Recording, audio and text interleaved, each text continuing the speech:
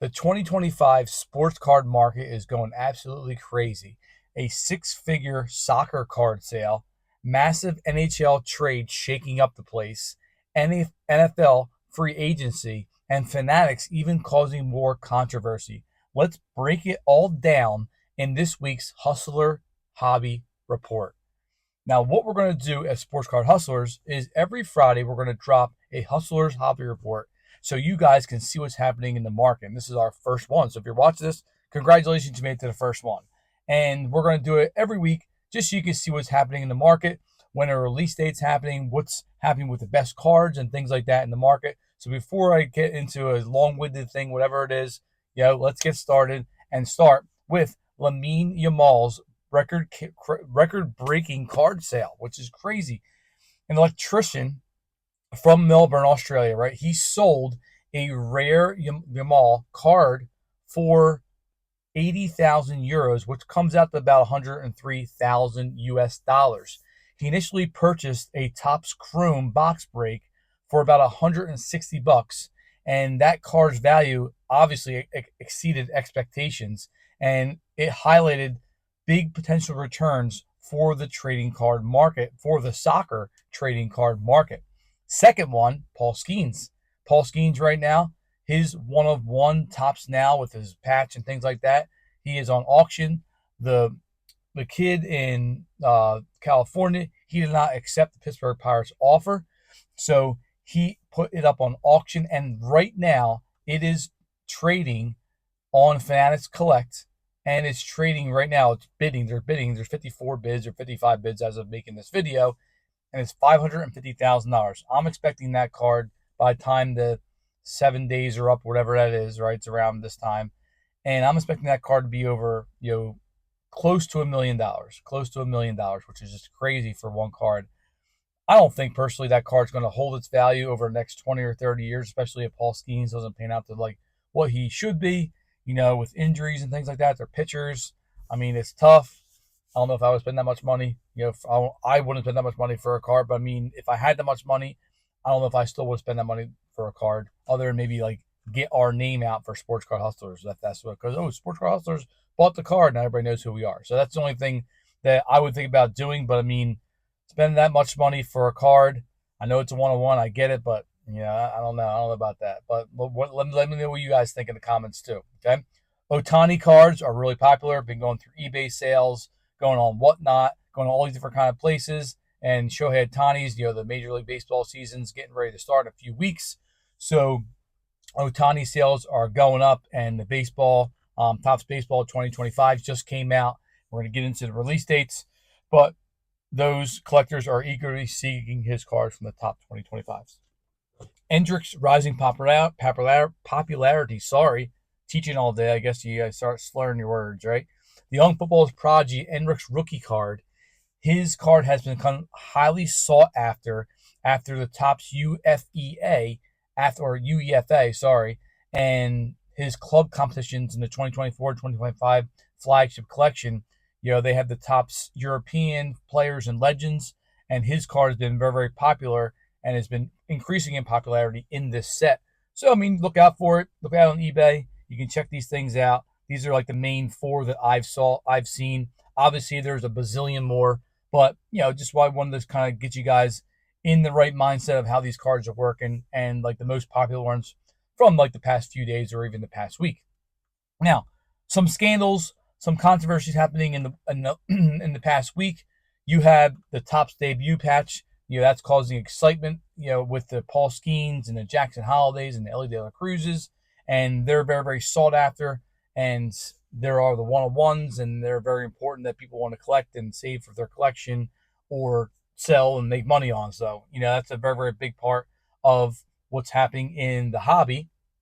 Trading card market, we have seen a rapid growth in the trading card market. The industry is experiencing, worth about $50 billion in 2023 and projected to rise by 2027 about almost $100 billion, which is just crazy. This surge reflects the booming market for trading cards as alternate investments. Using that as your investment, alternating it, using different things to happen and use that money to bring in for your funds or whatever that could be. And we know that now just by watching our last videos over the last 6 months that it's just been going crazy, and it's hard to find things on the shelves. And even these blaster boxes and hobby boxes are worth over double the price if you can find them. So a lot of things are happening in the market growth, and very important to look at and watch over the next week, 2 weeks, months, even a few years. Yahoo Sports has launched a collector's hub, and this collector's hub, it's a new home for comprehensive collection coverages. And they have digital collectibles. They're gaining popularity, and the education and the sports collection, they are very important to Topps with news analysis. So they're launching that. I think that was like yesterday they announced that. And they're launching that. And it's interesting to see how that comes to play with the sports card hub. So at least some bigger companies are trying to change things around and stuff like that. Digital collectibles, we've been talking about that in the last videos, a couple of videos ago. NFTs and rising in NFTs, obviously, they are kind of rising as well, gaining popularity among tech-savvy collectors. Whew, I'm struggling today. Last one is concerns over condition fraud. I did a video maybe last week, beginning of this week, where there was a lot of fraud and things like that. And it was a whole video on fraud. So maybe I'll link it at the end of the video, and you guys can go to that.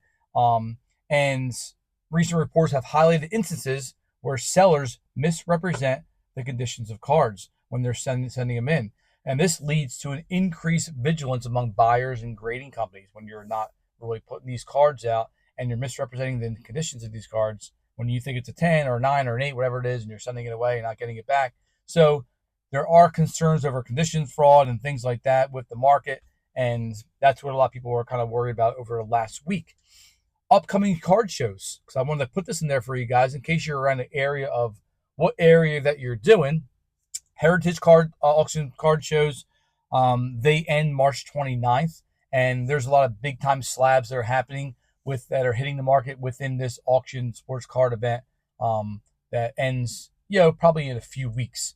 Dallas Card Show, the 13th to the 15th or 16th. It's one of the biggest card shows in the country. So if you live in the Dallas area, it's a pretty cool card show to go to.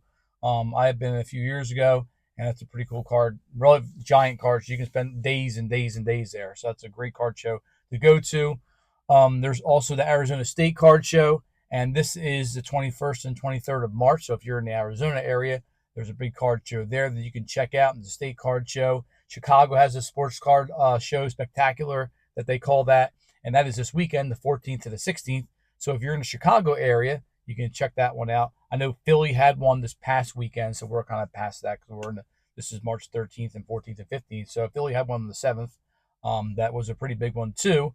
And then the last one at the end of this month is March 29th and the 30th, and that's the Collecticon in Miami, Fort Lauderdale, Florida. And AA Mint is actually going to be there, so they're attending that card show. That's a pretty cool one.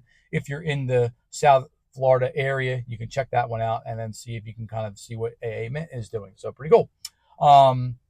Release dates. Release dates over the past week.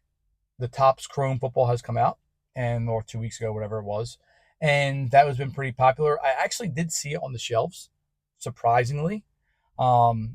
Didn't know that was going to find that, and I got a couple blaster boxes of them. Didn't really find anything. I mean, I opened one, and I saved another one I did on our on our TikTok channel and our Instagram channel.